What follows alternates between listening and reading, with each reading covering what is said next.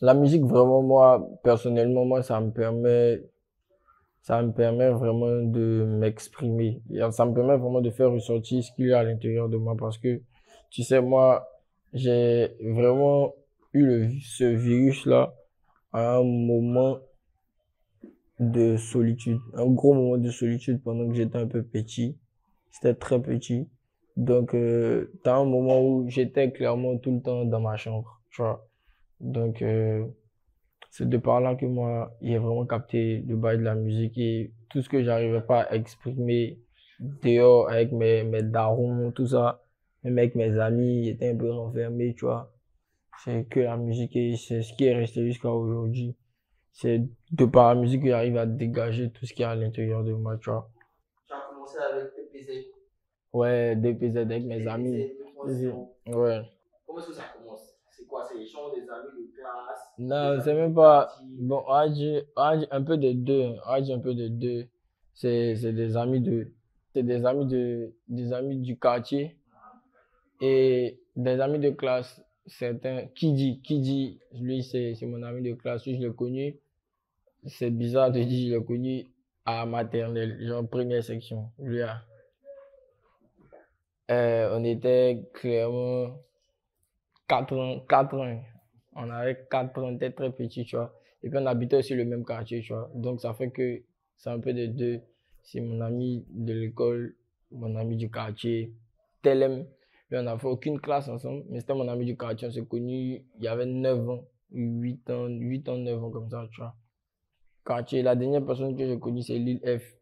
Lil F, lui, je l'ai connu, je crois, je crois que c'était après la guerre, je sais pas, un bail comme ça, après la guerre de Côte d'Ivoire, un truc comme ça. C'était les gens état d'esprit, on veut faire une carrière, ou bien c'était Même juste pour pas, chill. même pas. Moi, en tout cas, ce dont je me rappelle, je sais qu'on le faisait parce que c'était aussi, on savait que c'était l'effet de mode qui allait s'installer, tu vois, qui allait s'installer dans même pas longtemps. Mais on regardait beaucoup, avec Internet, tu vois, on regardait beaucoup la vague des petites stars dans ce monde.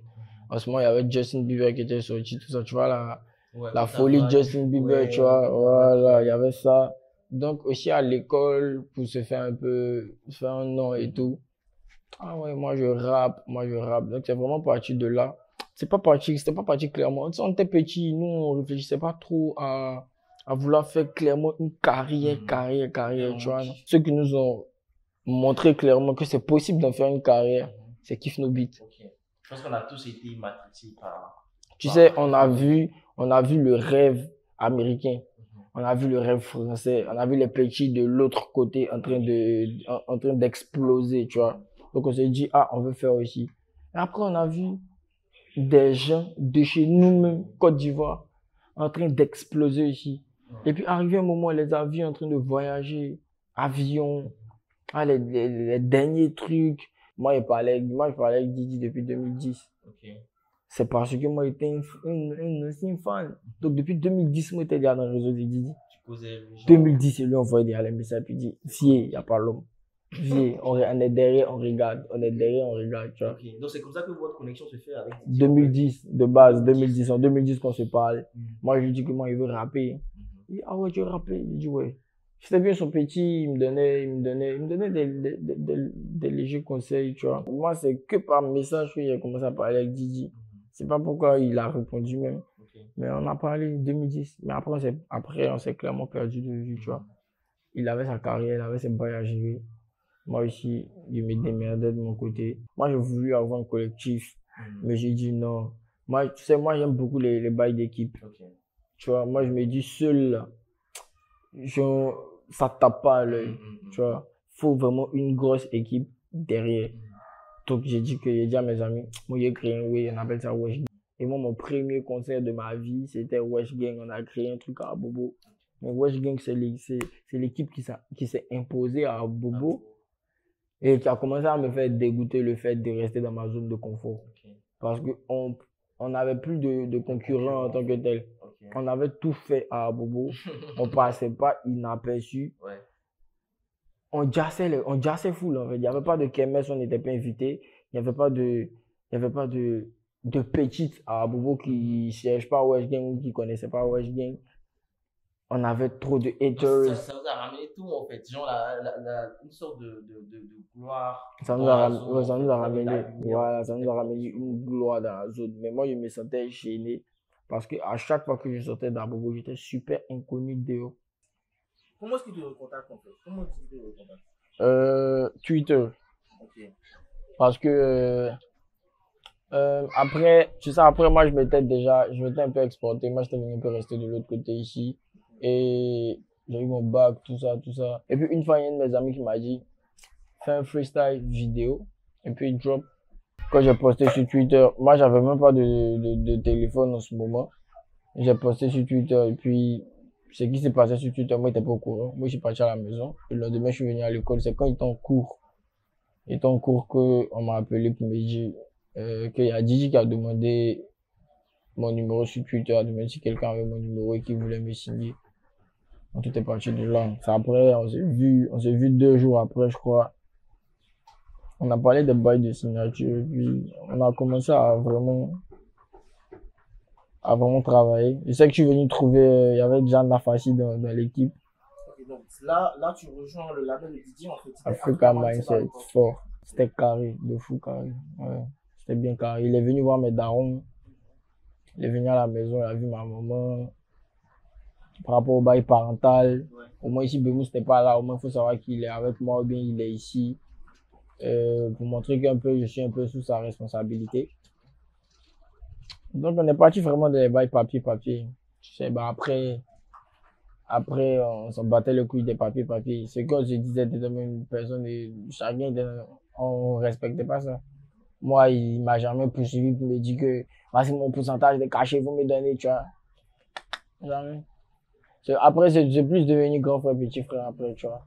Donc, comment s'est fait la connexion entre toi et puis Chinois en fait? En fait, il faut que j'explique un peu le bail. Le truc, c'est que Chinois, lui, il était déjà Kiff No Beat bien avant nous tous. Parce que Chinois, c'était Pain, ils sortaient déjà dans leurs clips, tout et tout. Eux, ils savaient qu'ils rappaient, mais je crois qu'ils n'étaient pas encore partis au niveau de papier. Parce qu'ils partaient à l'école aussi, je crois.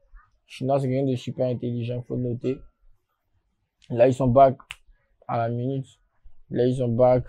Et c'est quand il a eu son bac qu'ils l'ont ramené à Africa Mindset. Après qu'il ait son bac, tu as Didi qui organise des clashs au Golf Hotel entre des rappeurs pour pouvoir mettre un peu en valeur la culture rap d'ici, tu vois. Pour pouvoir attirer les yeux sur certains rappeurs. Et il m'appelle un jour, il me dit, hey, vas-y, toi, c'est toi le prochain. Je crois que c'était la 3e édition. Il a dit, bah, on a mis tout le monde, mais il y a des gens qui demandent pourquoi moi-même je mets pas mes artistes. Si je mets pas mes artistes, ça sera bizarre. Donc, je vais te mettre en clash, je vais te trouver quelqu'un. Moi, j'ai dit, moi, même pas de problème. Moi, il y a ici près même. Donc, il m'a dit qu'il cherchait des personnes, les personnes refusaient. Donc, mais on va faire ça avec Chinois quand même, tu vois. Donc, on a fait avec Chinois. Et puis, C'est ça le fameux. c'est là, moi, on se connaissait de nom, moi et Chinois, mais c'est là le premier contact entre lui et puis moi. En fait, Comment Chinois, s'est passé genre le duo en fait, genre la création du duo, genre PME Chinois? en fait, Chinois, il est réel. Saute Moitié, c'est l'une de mes meilleures connaissances. Saute Moitié, il a été une bénédiction pour moi, pour ma carrière, pour tout ce qui est en train de se passer aujourd'hui, pour tout ce qui va se passer demain, Inch'Allah. Il est trop vrai. Tu vois, moi, je pense qu'on est plus parti sur la base de j'ai rencontré quelqu'un de vrai, tu vois. Parce que il y a eu un boom après le clash. Parce que le clash, déjà, quand on vient, on est les seuls à faire un clash où on ne sait pas c'est qui le gagnant, c'est qui le perdant. Où tu as son équipe qui disent non, c'est Chinois qui a gagné. Tu as mon bon qui dit non, c'est Bemous qui a gagné. Même sur Internet, c'est Chinois, c'est Bemous, c'est Chinois. Moi, il y avait déjà une comparaison. Et vu que le clash était vraiment clash, donc on finit, on se check, nous deux, on se dit, c'est pas fâché. Non, c'était juste un laissement comme ça. C'est pas des trucs que je pense vraiment, tu vois. C'est pour amuser la galerie. Je me suis dit non. Aïe. Et c'est là que je vois qu'il s'en bat les couilles de tout. Il rit, il s'en bat les couilles. Donc je vois un gars, il me dit, mais c'est qui lui, mais je ne sais quelle science ça en fait, tu vois. Toujours en train de rire. On finit le clash en train de rire. Donc on rentre à la maison, on se change les numéros, on rentre à la maison, on s'envoie les way que les fans sont en train de dire non, c'est moi qui ai gagné, on s'envoie ça. Mais tu as des gens qui pensent vraiment qu'on est réellement clash sur Internet. Donc, pour faire taire tout ça, on décide de faire un son ensemble, nous deux, pour montrer que c'était vraiment de l'amusement. Et que s'il y a un duel, ça sera un duel vraiment musical, mais un duel dans les thèmes, tu vois.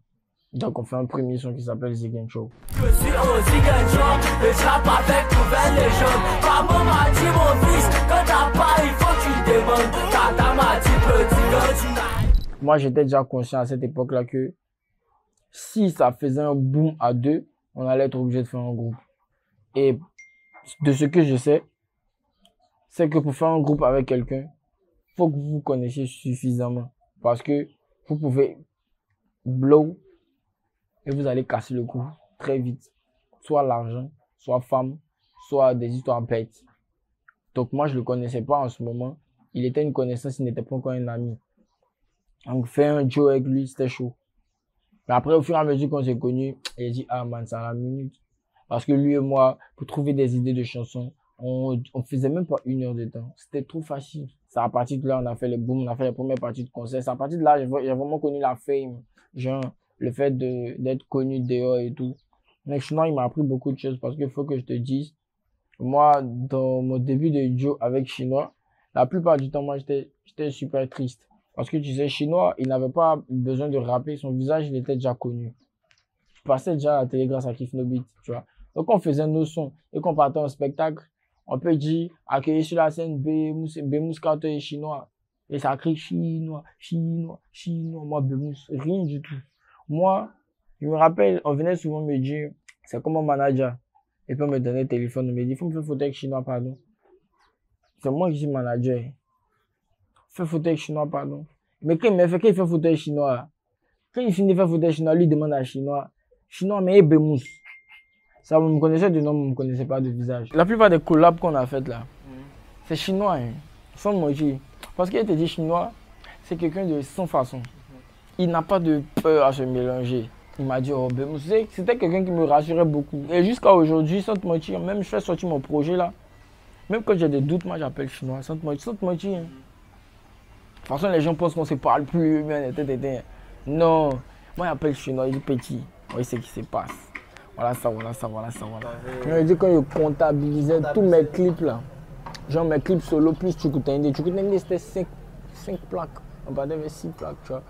Plus tous les autres sons où les sons étaient en fixe, tout ça. Je comptabilisais, était clairement vers 9. Mais j'ai appris comme ça, il me réveille, on m'appelle, on me dit, ah c'est comment Bemous, on va appeler tes bails sur internet, tu vois. Et moi c'est pas que je sais ce que je cale là même. Je cale là même pour il me dit bon.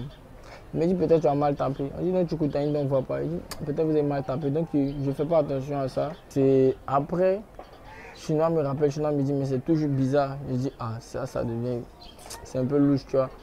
Donc il appelle Tamsi, il demande à Tamsi, est-ce que tu es au courant qu'on va plus t'écouter? Il dit ouais, que lui-même il sortait de lui demander ça depuis le matin. Donc moi j'appelle Didi. Il dit à Didi, il dit mais aïe Big, qu'est-ce qui se passe? On dit qu'on ne voit plus les clips sur YouTube. Il a dit non. Il y a un problème, mais on est clairement en train d'essayer de réparer le problème. On est clairement en train d'essayer de récupérer le compte.